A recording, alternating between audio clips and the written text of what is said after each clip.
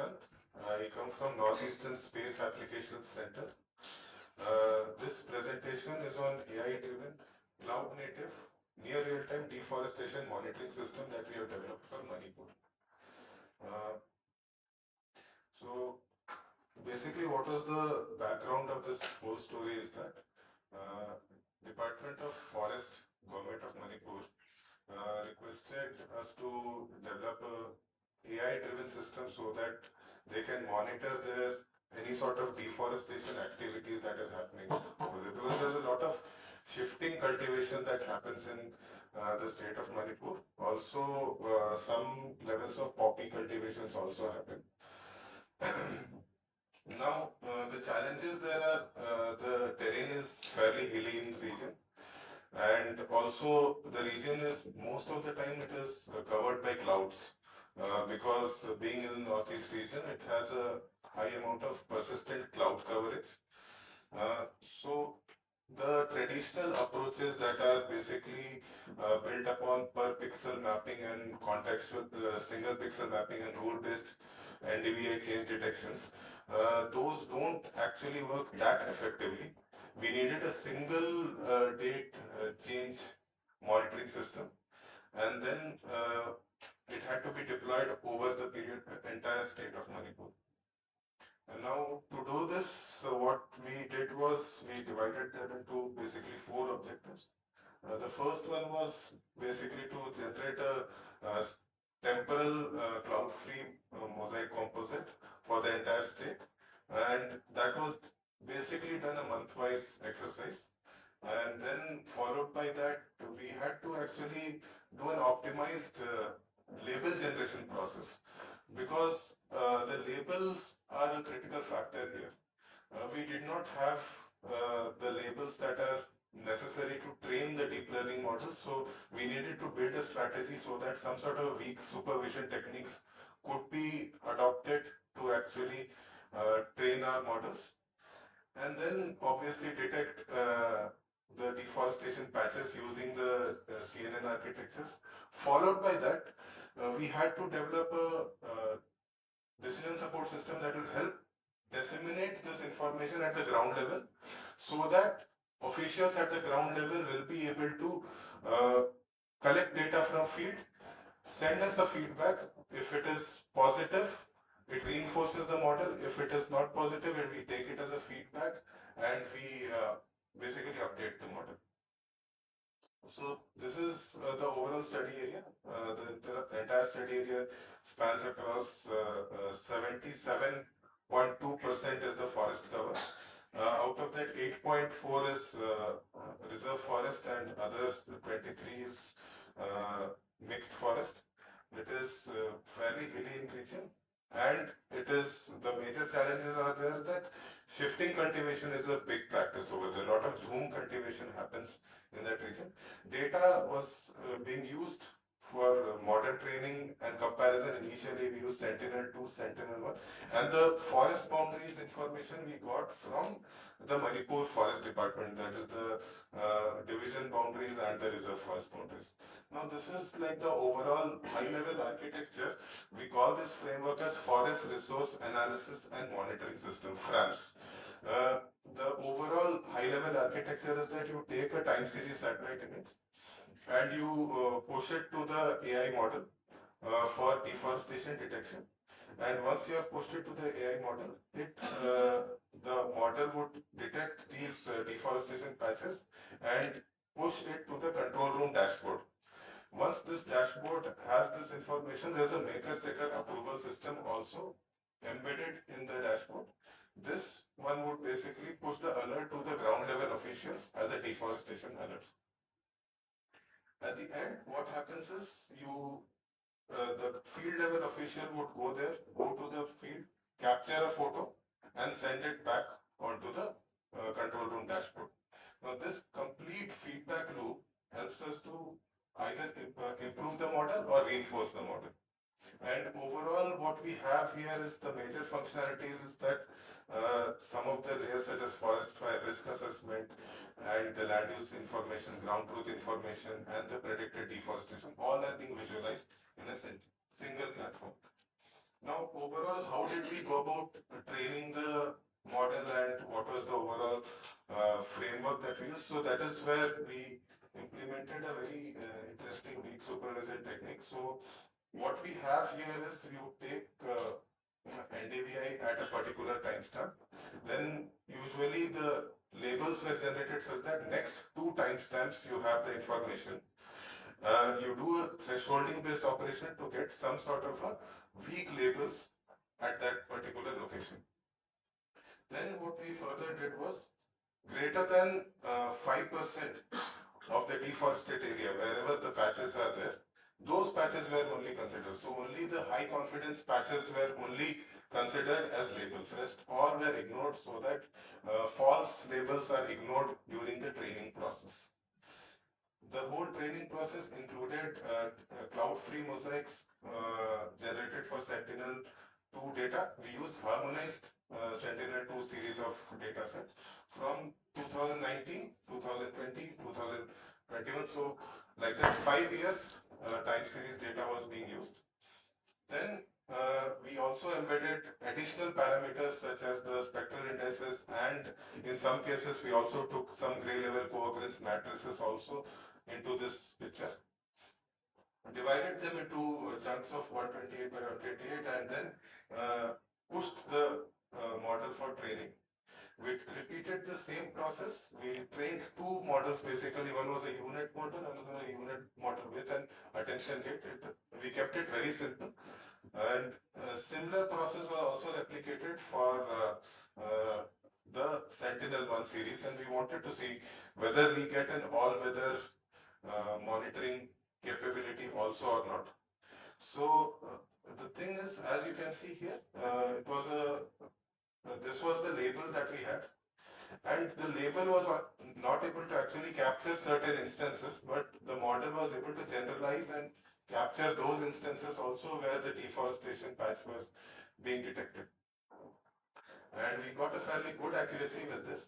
But when it came to Sentinel-1 series of data, we even visually we could not see any sort of a change, and model was also not fitting properly. So we stuck to Sentinel-1 series of Sentinel-2 series of data, and we basically plotted it across the state of Manipur, and we did a time series analysis of the same information. Now the next step was how do we disseminate it to the ground level? So that is where we developed a very simple technology stack where we kept the database as Postgres. Time series information would come as cloud optimized GeoTIFF, and we would integrate them in the service layer. Here what we did was we also had a raster service engine where we implemented it using GDAL and Django, and we pushed it as into a decision support system for map rendering, query, and management information system. So this is basically the dashboard component that was developed on top of the entire model. So this is like an ML ops thing that is happening over the period of time. Continuous monitoring of forest information is happening. We populated this with multiple layers. Some of that layers was generated at our end. Some of the layers were also provided by the forest department of Manipur. And on this dashboard, you could also carry out various other analysis, such as you could select an area of interest, get an overall statistics of how the changes in the deforestation is happening at a particular area of interest. We also linked it to other raster server APIs so that you can do a dynamic computation. So you can see on the bottom right, you have the modus NDVI of two timestamps. You do a dynamic computation, calculate the difference and get the output and visualize it here. So those kind of operations were also provided into this platform. Next is overall how the alerts are being pushed onto the mobile application. So to push the alerts, there is a maker checker approval system. First, the alerts, basically the model detects any deforestation patch. In our center, what we do is we do one level of sanity check on that. finding out where are the accurate or where are the false positives that are happening. We give that information to Manipur Forest Department. They do the second level of approval, and that information goes to the concerned district forest officer to go to the field, validate that information and send it to the crowd. This is the kind of a mobile application how it looks. So currently you can see here in the district of Chandel, there is Forest Division Chandel, there is a deforestation uh, alert that has been issued. Once the user clicks on that particular patch here, he'll be able to see where is the particular deforestation pocket. Uh, by clicking on the validate button, they can view the validate window. They'll be able to verify it or tag it as a false positive. Once you verify it or tag it as a false positive, you also have to submit a field photograph along with it. You get that information and that is basically used to fine tune our models also. Some other information that was also incorporated was seeing this capabilities of this platform. The department also wanted us to say that, okay, you go ahead and help us uh, map out all the afforestation activity or the plantation activities that we are also carrying out. So deforestation is kind of a negative thing. They want to see whether the plantation activity that is being carried out is also working out well. So those were also plotted into this platform. And now we are monitoring them in a time series mode also. Additionally, the forest fire information that comes from the Forest Survey of India's Managni portal was also included here. And all these were placed in a like a map-based format for spatial visualization. So overall, now this platform was released on 9th of October last year, and currently it is being utilized by the department, and we are getting some good response, especially with reference to geotagging monitoring. AI based, slowly they are basically adopting it and traveling to those relevant locations and getting that information to the front end. So that's all from my side. Thank you very much.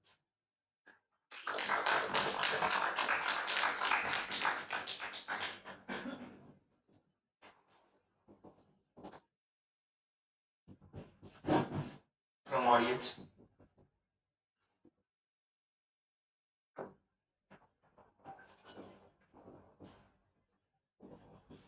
Sir, thank you for your presentation.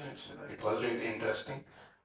Just wanted to clarify, you mentioned Sentinel-2 data was used to generate the labels using NDVI. What was the use of the GRD data that you mentioned in generating the labels? Okay, so the thing is, the initial study which we wanted to do, we wanted to make it a more all-weather system, wherein it would also monitor during the monsoon season.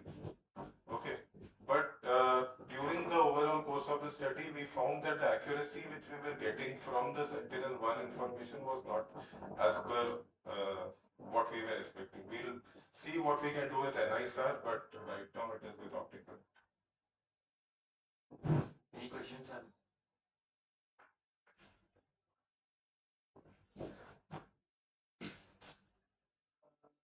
To ask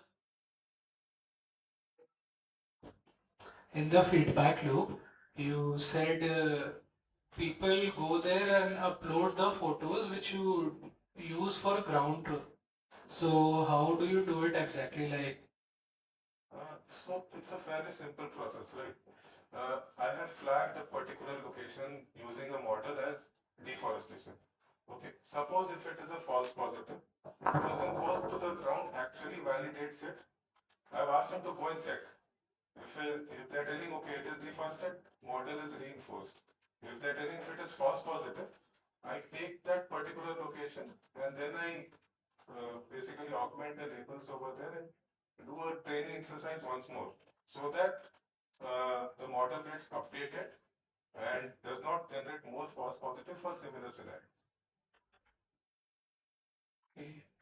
And I also wanted to ask, you are using currently CNN models. Yeah. So do you plan on shifting to transformers, or like you will continue on using CNNs? Because I think We will see in future, like based on the data, because this is a fairly established process and we are getting a good accuracy out of it. but like transformers need more data to train Yeah. than CNN. That is But also. I think like data is already there, so yeah, it might give you better. Yeah, as the accuracy. volume of data also increases, we'll also see how to expand it to the other regions also. Okay, thanks. Hello, sir. Thank you so much. This was an interesting presentation. I have a small query rather than a question. Actually, how many trees do we have to cut to in order to say it's a deforested land? Yeah. So this model basically, I would say you will have to go about 90 square meters of the land has to be vacant to actually detect it as a deforestation patch. Obviously, if you have a higher resolution of image, like the planet's NICFI program, then you can do it. But right now, even that is also stopped, so we are looking out for more. Any other question? Thanks, Nilay, but I have one question. You are using the input of Sentinel-2 imagery, right? So at what temporal resolution you are getting it? So, sir, what happens here is like at the baseline we have the model, okay, and what we do is we compare it with a baseline data set. So, suppose this year's mosaic we have created. Now, the latest frequency, whenever the data is being fetched and being uploaded in any of the stack APIs, we fetch that information and integrate it here. So basically, you are working with the freely available data. Freely available data. So can you say that it's a real time? Because real time requires that just in time or maybe in an hour or so. Right. That is the real time. So I mean, my suggestion is you should drop this word of real time. Otherwise, your work is quite original and acceptable. Thank you. Just a suggestion. That is why we use the word near real time. But near real time also has the certain interpretation. Okay. Sure. So just evaluate that. Yeah, definitely.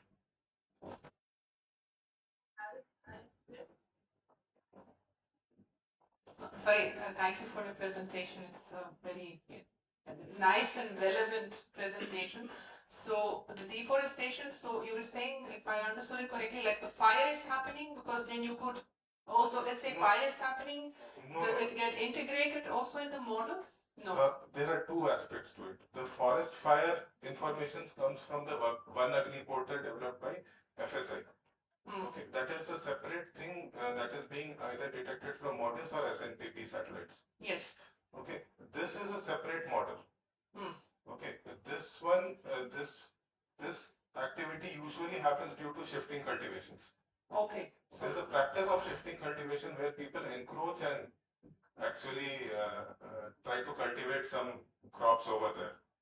Okay, but if there would have been a fire and there is a deforestation because of a fire, the model will pick it up. So for that, the burnt area mapping module is also there. Yes, that's what the question I have. Right. Thank you. Right.